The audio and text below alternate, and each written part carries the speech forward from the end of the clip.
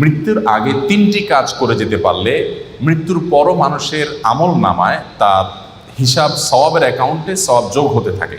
3টি আমল নবী করিম সাল্লাল্লাহু আলাইহি ওয়াসাল্লাম বলেছেন, ইদা মাতাল ইনসান, মানুষ যখন মারা যায়, ইনকাতা আনহু আমালুহু, তার সমস্ত আমলের দুয়ার বন্ধ হয়ে যায়, ইল্লা মিন সালাস, তবে 3টা আমলের দুয়ার মানুষ মারা গেলেও বন্ধ হয় না। নাম্বার 1, কোনো মানুষ যখন মারা যায়, যদি সে কোনো উপকারী ইলম রেখে যেতে পারে, উপকারী জ্ঞান রেখে যেতে পারে। একজন মানুষকে কোনো একটা কিছু আপনি শেখালেন, কাউকে শিখতে সহযোগিতা করলেন, উদ্যোগী হলেন, তাকে শিক্ষা দিলেন, জ্ঞান দিলেন, সে আপনার শিক্ষা থেকে শিক্ষিত হয়ে, আপনার ইলম থেকে উপকৃত হয়ে সে তার জীবনকে আলোকিত করলো, অন্যদেরকে আলোকিত করলো। তো এই ধারা যতদিন চলতে থাকবে, আপনি এটার প্রতিষ্ঠাতা এবং ফাউন্ডার হিসাবে আপনার আমলনামা আল্লাহ তাআলা সওয়াব দিতে থাকবেন। এটি গুরুত্বপূর্ণ একটা পয়েন্ট। সেটি জাগতিক কোনো উপকারী শিক্ষা হতে পারে, আবার দ্বীনি এবং ধর্মীয় শিক্ষা হতে পারে। আপনি একটি দোয়া জানলেন, আপনি একটা আমল জানলেন, সেটি আরেকজনকে শেখালেন, তিনি আরেকজনকে শেখালেন। তো এই পরম্পরা যতদিন চলতে থাকে ততদিন পর্যন্ত মানুষের মৃত্যুর পরও তার আমল নামে সওয়াব যুক্ত হতে থাকে। নাম্বার 2, সাদকায়ে জারিয়া। সাদকায়ে জারিয়া বলা হয় ওই দান, যে দানের উপকারিতাটা লং টাইম পর্যন্ত চলতে থাকে। আমরা সাধারণত ওয়ান টাইম দানে বা এককালীন দানে অভ্যস্ত, অথচ দানের জন্য আমাদের সবচেয়ে বেশি লক্ষ্য রাখা উচিত কোন দানটা সবচেয়ে বেশি লাস্টিং করবে, অর্থাৎ যেটার উপকারিতা দীর্ঘমেয়াদে থাকবে। ধরুন আপনি একজন গরিবকে 200 টাকা দিয়ে দিলেন, 500 টাকা দিয়ে দিলেন, এর চেয়ে উত্তম তার জন্য এমন একটা ব্যবস্থা করে দিন যে সেখান থেকে দীর্ঘমেয়াদে তার উপকারিতা সে পেতে থাকবে। আপনি একটা বৃক্ষরোপণ করলেন, বৃক্ষরোপণ করা সেটা আপনার নিজের বাড়ির ছাদে হতে পারে, আপনার ব্যালকনিতে, বারান্দায় হতে পারে। আপনি একটা গাছ লাগালেন, একেবারেই জাগতিক একটা বিষয়। এই গাছের অক্সিজেন আপনি ভোগ করবেন, এর ফল ফসল আপনি ভোগ করবেন, বাট আপনি নিয়তটা যদি এটা করেন, নবী করিম সাল্লাল্লাহু আলাইহি সাল্লাম সাদকায়ে জারিয়া হিসাবে গাছ লাগাতে বলেছেন। তিনি বলেছেন, মা মিন মুসলিমিন ইয়াগরিসু গারসান আও ইয়াজরাউ যারআ, কোনো মুসলমান যদি কোনো গাছ লাগায়, কোনো ফসল করে, এবং সেখান থেকে যদি কোনো পশু পাখি খায়, কোনো মানুষ খায়, কোনো পোকামাকড় খায়, কোনো কীট পতঙ্গ খায়, তাহলে তার সওয়াব পাবে। এটি সাদকায়ে জারিয়া, যে আমি মরে যাব কিন্তু আমার গাছের এই সওয়াব আমার আমলনামায় যুক্ত হতে থাকবে। আমি যদি 2-4-10,000 গাছ লাগিয়ে যেতে পারি, 200-400 গাছ লাগিয়ে যেতে পারি, তাহলে সেখান থেকে কিছু গাছও যদি টিকে যায়, এবং যতদিন টিকবে মানুষ অক্সিজেন পাবে, ছায়া পাবে, ফসল পাবে, ফল পাবে, মানুষের মৃত্যুর পর এই আমলটার সওয়াব যেতে থাকবে। তো এই সাদকায়ে জারিয়া, আমি একটা মসজিদ করলাম, একটা মাদ্রাসা করলাম, একটা স্কুল করে দিলাম, আমি একটা হাসপাতাল করে দিলাম, অথবা এত বড় লেভেলে করতে পারছি না, আমি যতটুকু পারি ততটুকু করলাম, তো এটা আমার মৃত্যু পরবর্তী জীবনে অনেক বেশি উপকার আনবে।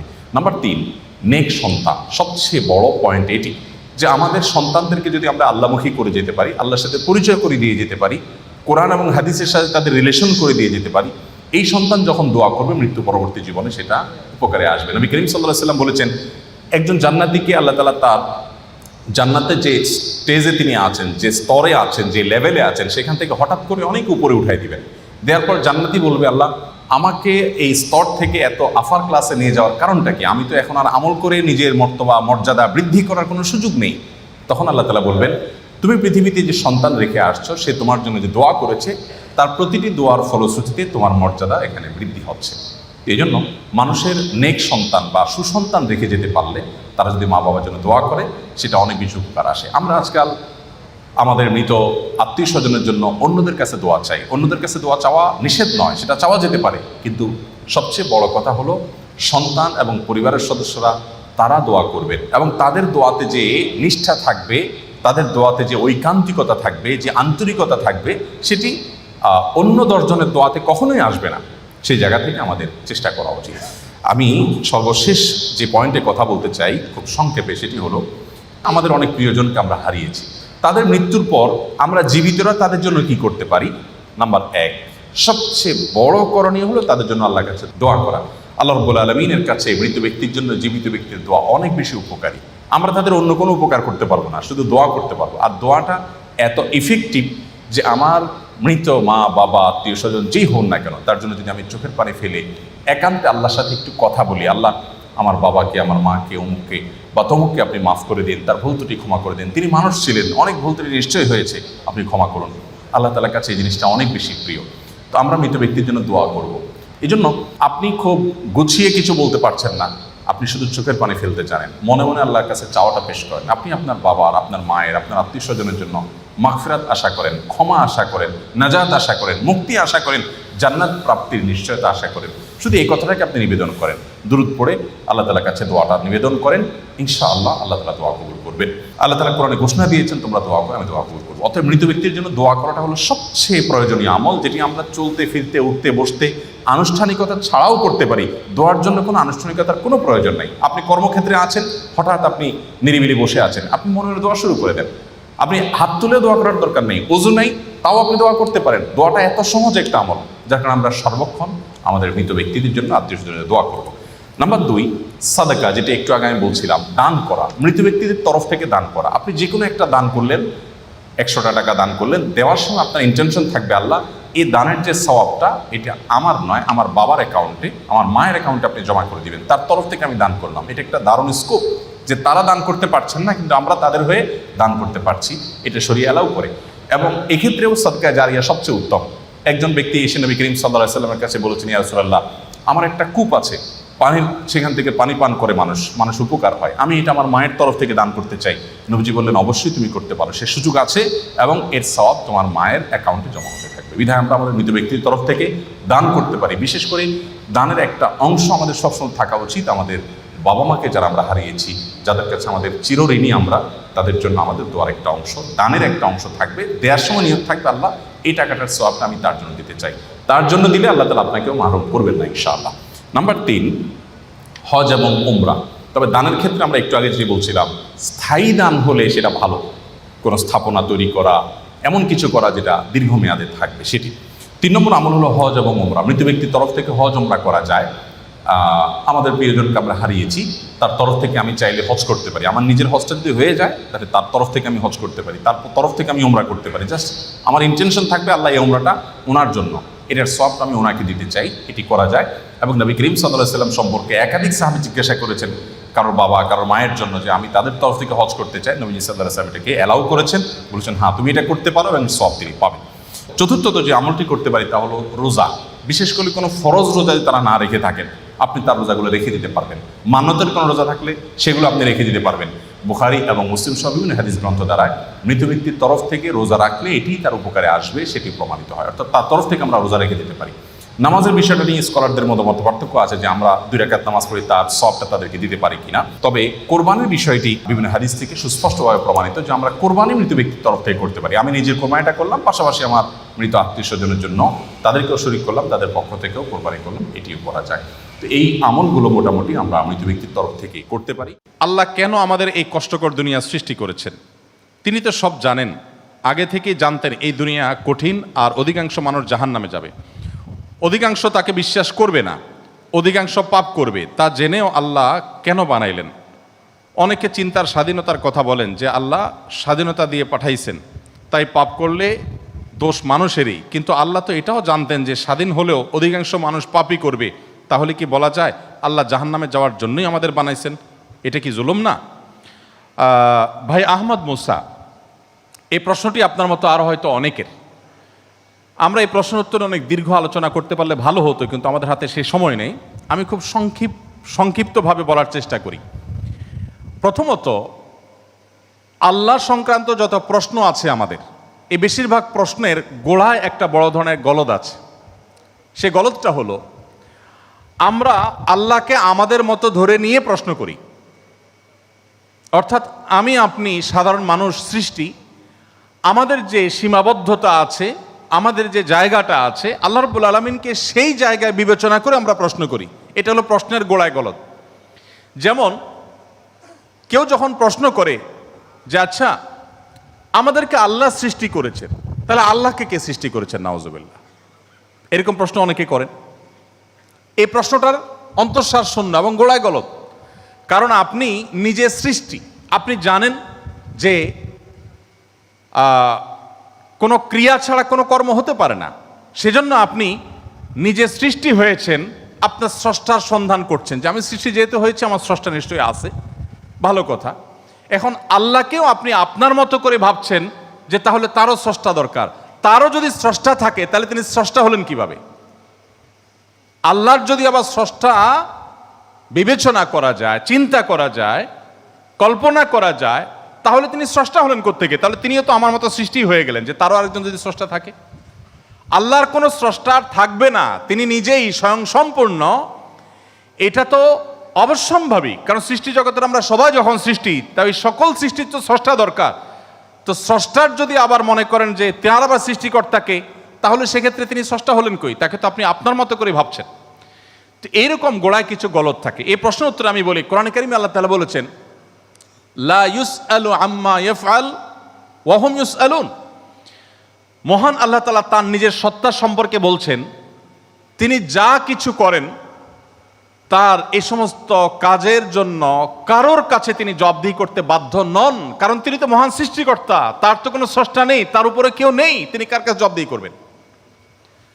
তার কোনো কাজের জন্য তিনি কারোর কাছে জবাবদিহি করেন না, কিন্তু সবাইকে তার কাছে জবাবদিহি করতে হয়। এখন আপনি যদি আল্লাহর কাছে কোনো বিষয়ে প্রশ্ন রাখেন, আল্লাহর ব্যাপারে আপনার যদি প্রশ্ন জাগে, তাহলে তার মানে আপনি আল্লাহকে জবাবদিহিতার আওতায় আনতে চাচ্ছেন। মহান সৃষ্টিকর্তা যিনি সকল কিছুর সৃষ্টিকর্তা, তাকেও যদি আপনি জবাবদিহিতার আওতায় আনতে চান, তাহলে তিনি মহান সৃষ্টিকর্তা হলেন কিভাবে সম্ভব? এবার আসা যাক, প্রশ্নে আপনি লিখেছেন যে বেশিরভাগ মানুষ জাহান্নামে যাবে আল্লাহ জানেন, তাহলে আর দরকার ছিল কি তৈরি করা? এখন এখানে রুটিন দায়িত্বপ্রাপ্ত উপাচার্য মহোদয় আছেন। যদি বলা হয় কোনো শিক্ষা প্রতিষ্ঠানের প্রধানকে যে স্যার, আপনি জানতেন আমরা বেশিরভাগ ছাত্র পরীক্ষা ভালো করব না, আমরা আন্দোলন সংগ্রাম নিয়ে ব্যস্ত ছিলাম, পরীক্ষাটা ভালো হবে না, আপনি জানতেন স্যার, তারপর আপনি পরীক্ষাটা কেন দিলেন বলেন? কোন কথার উপরে ঠিক? পরীক্ষা দেওয়া হয়েছে কেন? এই জন্য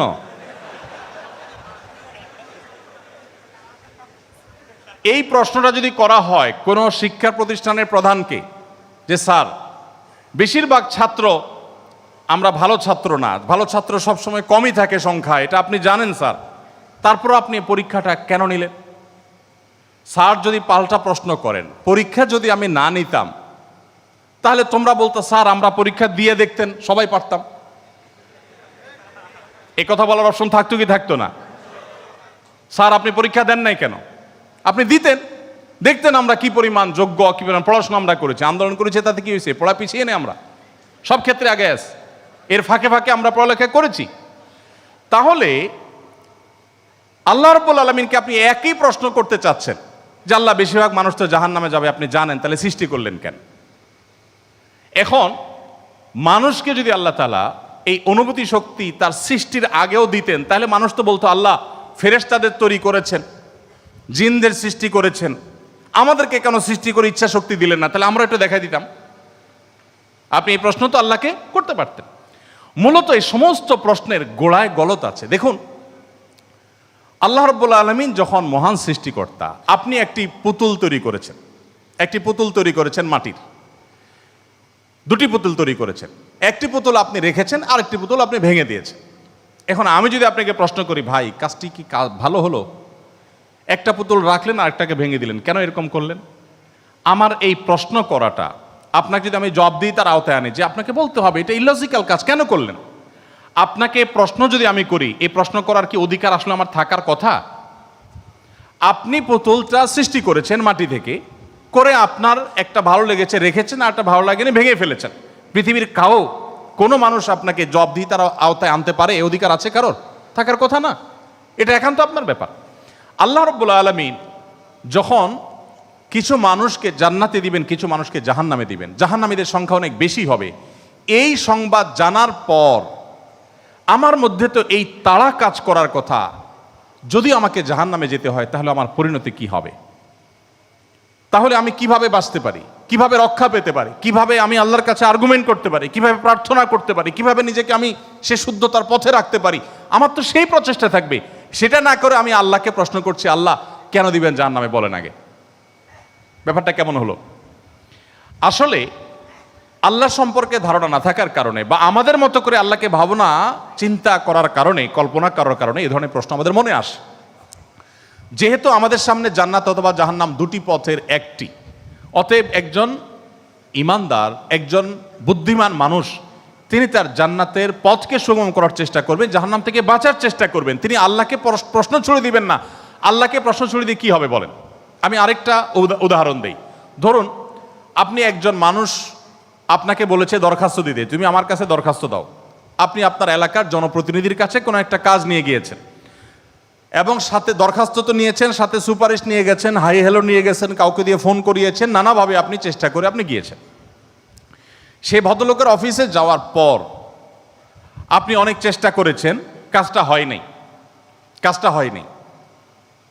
এখন আপনি কিন্তু জানতেন যে আমি দরখাস্ত লেখার নিয়ম আছে সেই হিসাবে লিখেছি, আবার সুপারিশও করেছি, কিন্তু আসলে হবে সেটাই যেটা তিনি চাইবেন, তার এখতিয়ার আছে এটা পাশ করা বা না করা। এখন আপনি যদি যে তাকে বলেন, ভাই নেতা সাহেব, যেহেতু বিষয়টা সম্পূর্ণ আপনার ইচ্ছাধীন, আপনি দিবেন কি দিবেন না সম্পূর্ণ আপনার এখতিয়ার, আইনও সেভাবে, নিয়মও সেভাবে, সিস্টেমও সেটা, এখতিয়ার 100% আপনার অধীনে, আপনি চাইলে দিবেন, না দিলে নাই, তাহলে নাটক কেন করলেন? দরখাস্ত দেওয়ালেন কেন আমাকে দিয়ে? আমাকে কেন আসতে বললেন? আপনি জানেন সিদ্ধান্ত নেতার হাতে, সিদ্ধান্ত জনপ্রতিনিধির হাতে, সিদ্ধান্ত সে ব্যক্তির হাতে। আপনি জানেন তিনি যা ডিসিশন নেবেন সেটাই হবে। এটা জানার পরও আপনি কিন্তু আপনার চেষ্টায় কোনো ত্রুটি করছেন না, এমনকি আপনি পাবেন না সেই সম্ভাবনা জোরালো হওয়া সত্ত্বেও আপনার চেষ্টা কিন্তু আপনি ত্রুটি করেন না। সেখানে আপনি মানুষ হয়ে বলছেন যে আল্লাহ যাকে জাহান্নামে দিবে সে তো জাহান্নামে যাবেই, এর ব্যত্যয় তো হবেই না, তাহলে আমার আর কষ্ট করে লাভটা কি? আরেকটি উদাহরণ মনে হয়েছে। এক ভদ্রলোক, তিনি একজন মুসলমানকে, একজন সন্দেহের মধ্যে থাকা মুসলমান, নামকাওস্তে মুসলমান, তিনি একজন সিরিয়াস মুসলমান, প্র্যাকটিসিং মুসলমানকে জিজ্ঞেস করতেছে, ভাই প্রতিদিন নামাজের জন্য আহ্বান করে, ভাই নামাজ পড়তে চলো। তো বেনামাজি মুসলমানটা বলে, না ভাই আমি যাব না। তো একদিন বলতেছে, আচ্ছা শুনেন, আল্লাহর ইচ্ছার বাইরে তো কিছু হয় না, আমি আসলে নামাজে যাই এটা আল্লাহ চাচ্ছেন না, এই জন্য আমি যাই না। তো যেহেতু আল্লাহর ফয়সালা হয়ে গেছে, আমি যেতে পারছি না, তার মানে আল্লাহ আমাকে যাওয়ার তৌফিক দেন না, সেজন্য যাচ্ছি না। তাহলে আপনি অযথা চেষ্টা করে লাভ নাই, কেন আমাকে প্রতিদিন ডাকেন, কোনো দরকার নেই। তো এই ভদ্রলোক তিনি যখন বলেছেন যে আল্লাহ চাইলে তো আমি নামাজ এমনিই পড়তে যাব, আল্লাহ যখন আমার জন্য নামাজের ফয়সালা করবেন, আপনি ডাকা ছাড়াই আমি যাব, আর না করলে তো আমি যাব না, তাহলে আপনি অযথা কেন চেষ্টা করছেন? এই কথা বলার পর ওই নামাজি ব্যক্তি তার কোনো উত্তর না দিয়ে পরের দিন এই ভদ্রলোক যখন অফিসে যাবে কাজের জন্য, একই সাথে তারা থাকে, তো শার্ট প্যান্ট পরে যখন সে কাজের জন্য বের হবে, তখন তার এই দোস্ত দরজা আটকে ফেললো এবং সামনে দাঁড়ায় বলল, আজকে তো যাওয়া যাবে না। তো বলে, কেন যাওয়া যাবে না? বলে যে আল্লাহ তো রিজিক দাতা, অতএব আপনার নসিবে যেটা আছে সেটা তো এমনিতেই আসবে, আর না থাকলে আসবে না, আপনি গেলেও আসবে না, তাহলে কেন যাচ্ছেন? রিজিকের ব্যাপারে আপনি নামধারী মুসলমান হিসাবে, নামসর্বস্ব মুসলমান হিসাবে আপনি বিশ্বাস করেন যে রিজিকে যা আমার বরাদ্দে আছে সেটা আসবেই, কিন্তু আমার চেষ্টা আমাকে করতে হবে। ওই যে ডিসিশন নেতার হাতে, কিন্তু আমাকে দরখাস্ত দিতে হবে, আমাকে অ্যাপ্রোচ করতে হবে, আমাকে চেষ্টা করতে হবে। আমার এই চেষ্টা করাটা হলো আমার দায়িত্ব। দিবেন কি দিবেন না 100% তার ইখতিয়ারে। আমি জানি তিনি না দিলে আমার চেষ্টা করেও কিছু হবে না, কিন্তু তাই বলে আমি চেষ্টা বন্ধ করব না। ঠিক একইভাবে আমি জান্নাতের জন্য চেষ্টা করব, এটা আমার কর্তব্য, এটা আমার বাঁচা মরার লড়াই। আল্লাহ তাআলা আমাকে জান্নাতে দিবেন কি দিবেন না ডিসিশন তারটাই চূড়ান্ত, তাহলে আমার কাজ করে লাভ কি? এই প্রশ্ন একেবারেই অবান্তর, একেবারেই অযৌক্তিক, কারণ পার্থিব জীবনে অন্য কোনো ক্ষেত্রে আমরা এটাকে অ্যাপ্লাই করি না।